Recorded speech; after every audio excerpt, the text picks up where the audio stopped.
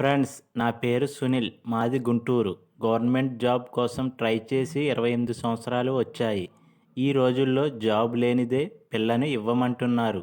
నేను degree BCom చదివాను. Government job try చేసి రాకపోయేసరికి సూపర్వైజర్గా హైదరాబాద్లో చేస్తున్నాను.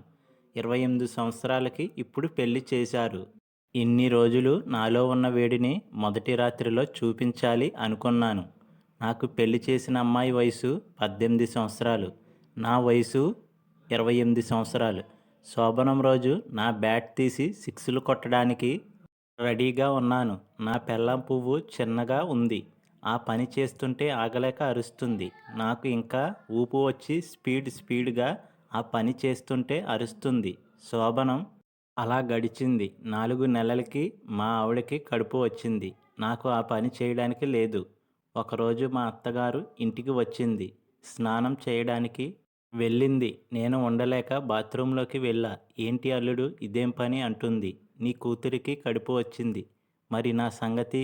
నా బ్యాట్ ఖాళీగా ఉంటుంది. ఆ పని లేదు. లేదు అని మా అత్తయ్యని పట్టుకున్నా. వదులు అంటుంది. వెంటనే నా బ్యాట్ తీసి మా అత్తయ్య పువ్వులోకి పెట్టాను. లైన్లోకి వచ్చింది.